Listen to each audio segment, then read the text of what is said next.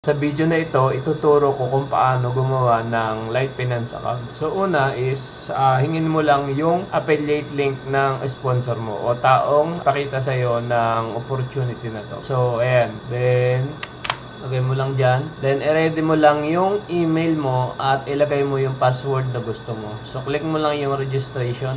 So kuhinin lang natin yung email. Then lagay natin. And lagay natin kung ano yung gusto mong password. Then, checkan mo lang itong dalawang to. Then, click mo lang yung register. Tapos, and may code na papasok doon sa email mo. So, kunin mo siya para ma-verify siya. Ayan. So, 867861.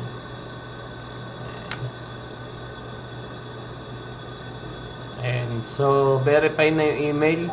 So after nun, punta ka dito sa sa my profile.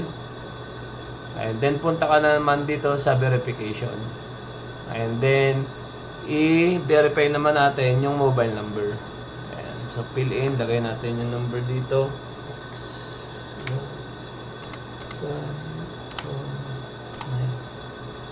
And then continue. And then magte-text sa'yo yung and ng code para ma-verify yung number mo. And 799475. Confirm. Ayan, may mga case na walang dumadating na code. So kapag ganon is minamanual yan ni Light Finance. So ang gagawin mo lang, for example lang, walang dumating na code. So punta ka lang dito sa chat. Then punta ka sa support, then sabihin mo lang na walang dumarating na code. And then manually i-send nila yung code and i-chat mo dito. And then next na i-verify natin is yung proof of identity mo. So click mo lang yung fill in. And so lagay natin yung pangalan. So Marcelo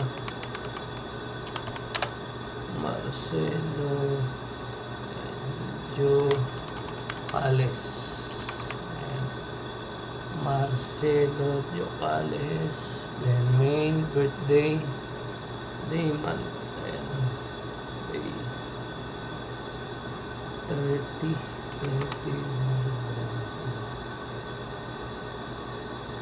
And then 1969. Ay, 9 pa.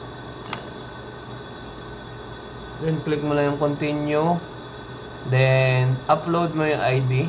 And then click continue. And then proof of address. So dapat magkaiba.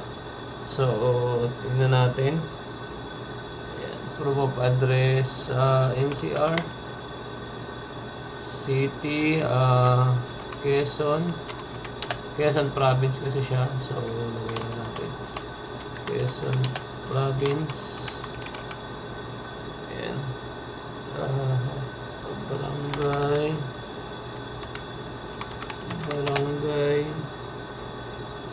Lilokin Buena Vista.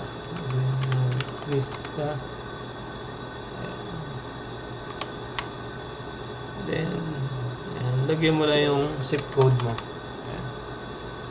Barangay Lilokin Buena Vista. Continue.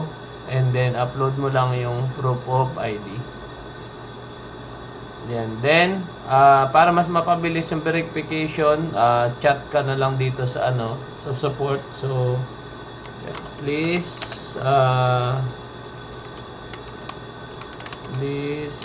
verify my ID.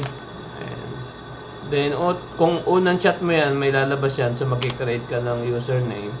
So lagay na lang tayo na pangalan na lang natin Golden Forex. Ayan. Ibig sabihin meron na. So lagyan lang natin ulit ng ganyan pa. Ayan. Then send natin. Ayan. Tapos kapag na-verify na itong dalawa na to, pwede mo nang i-fill in itong Islamic. Ayan. Para at least swap free or free yung overnight mo. And So, ganun lang kasimple gumawa ng account. So, automatic kapag nakagawa ka ng account, automatic meron ka ng default na MT4. So, ayan. So, baka hihingin niya ng sponsor mo to check kung connected siya doon, connected ka doon sa link niya. So, ganun lang kasimple gumawa ng account. And ngayon, nakapag-create ka na ng account. So, punta ka naman sa step 2. So, magpapan ka na ng capital mo. And, ito yung tutorial kung gusto mo malaman kung paano mag-deposit gamit ang GCash, or kung gusto mo naman is through bank transfer. Then, after step 2, magka-copy ka na. So, third step, and ito lang din yung tutorial. So, yun lang.